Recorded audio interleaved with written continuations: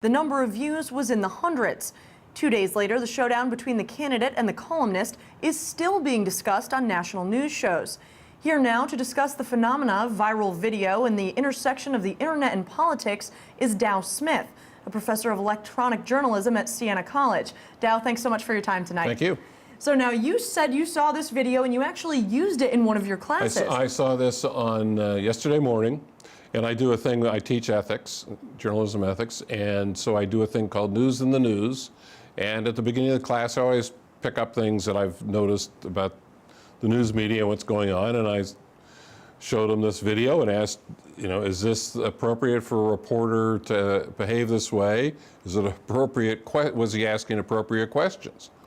And this, ultimately he was asking an appropriate question, but it got a little confused. Well, yeah, it certainly got a little bit confused, and I'm sure it's confusing for students now that are coming into this broadcast world. That's probably changed quite a bit since you've been in it. We were discussing how long you've been in the business, how many places you've been, and watched it evolve. Yeah, definitely. over 40 years. Wow. In the transition from 16mm film. But it is this type of video, cell phone video, posting it to YouTube and those kind of places, it's a game changer.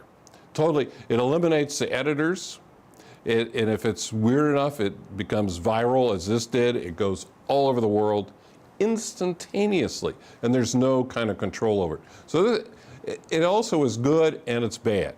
There's good things about it, bad things about it. Yeah, you mentioned viral video, and this is certainly what this video became. It was all over the place, I mean, in a matter of hours. The stranger and weirder it is, from what friends have told me, it just goes. And when you look at what is the most viewed on a website, it's normally the stranger videos. And now you said you've been in the business for 40 years, and now you're instructing kids coming out of J school how to really become a player in this business, how to make an impact. What are the differences that you're telling kids that they need to know? I think what they need to know now is that they no longer can just be pretty and have nice hair and be an anchor. That they have got to understand all the technology. They got to understand the implication of the technology. They've got to be able to shoot video themselves, as you did with your cell phone. You've got to know how it all works. So that's one of the reasons I call this electronic journalism, because it's not just taking it to a newspaper or taking it to a formal television newscast anymore. It can go all over the place almost instantaneously, with no news director or producer sitting down or no anchor to screen it. It totally changes things. At the same time, it has some good things to it, because without the filters, oftentimes you get a real sense of kind of what's going on. If a politician, and it's happened over and over again now, where a politician says something that's inappropriate, that gets all over the place very quickly too. Certainly their opponents make sure everybody gets to see it. So the handlers, the spin doctors have a tougher time controlling things. Well, that's an interesting point that you bring up there, because it certainly changes the game for the politicians as well. Now it's no longer you have to watch what you say at a scheduled press conference. It's you always have to watch what you say. You have to watch what you say all the time, because you never know. It's happened to Obama at a fundraiser in San Francisco. It happened to that governor candidate in Virginia who made a derogatory comment about Indian Americans, and boom. And I mean, it really probably torpedoed his campaign. Well, that's another interesting point that you make. These things can happen and then your career's over. Do you think that this is the case in this instance? What did you take away from this video with Carl Palladino? Well, I mean, it certainly called into question for me, and I told the students this: how would you like to see Carl Palladino dealing with Sheldon Silver? That would not be a pretty scene. And Sheldon Silver is not somebody who's going to back down. So, I mean, the implications for that, for the governance of the state, are pretty scary. Why do you think that this video was one that ended up being so viral? Well, it's so bizarre. I mean, confrontation between two grown men that makes no sense, and threatening a reporter. I mean, that's pretty bizarre. Yeah, it's certainly a little bit out of the ordinary. And you said that you actually put this video out during an ethics class. Right. Talk about the ethics not only of what happened here, but this type of journalism as well. Well, I think there's a real question. I mean, in some ways, our first ethical goal is to get the truth.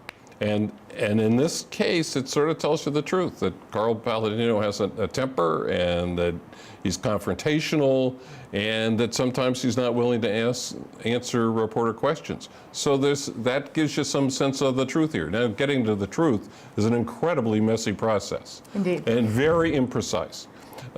Despite what the public would like it to be, it's an imprecise and difficult process. So, are we getting to the truth?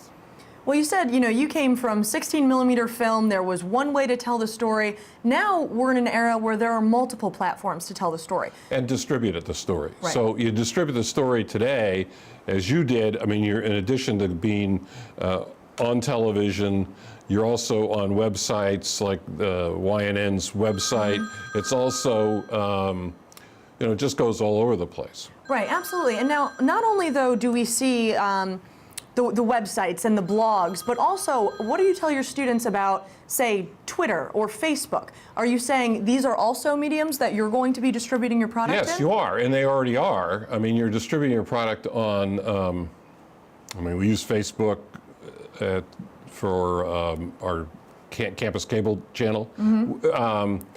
Television stations use Facebook. They use Twitter all the time to get the word out. You use Twitter to get video out. I mean, all these things are operating all the time to get the word out. And now we're talking as journalists how you get the word out, but as a student and you're instructing them, coming up, do you give a kind of a word of caution about all of these websites? Oh, yeah. And what's the appropriate way? There are certain things some of these websites do that aren't duplicated by other websites. What's the appropriate platform for this material? Where do you really put this? Twitter is great for little short blurbs. It's not where you put a complicated, involved story with nuances and perspectives and context. And Facebook is not where you do that type of thing either. It's where you put little video clips. Same with YouTube. If you want perspective, if you want depth, it's going to go on television or in a newspaper. Well, it's certainly a very different form of journalism now, where you have the citizen journalists. Pretty much anybody with an opinion now can get the word out there. And that's a real problem. If some people who are not responsible can make incredibly irresponsible charges, and if it's interesting enough and evolving enough and they package it properly, it goes all over the place. It goes all over the place and fast. Yeah, very fast, as you probably discovered. Absolutely. Thank you so much, Dow Smith, for joining us. Much. Hope to have you back on the program again soon. Thanks a lot, Caitlin. And still to come, a political comeback for Eliot Spitzer. The filmmaker that profiled the former governor's fall from grace weighs in. Trail Mix is next. We'll be right back.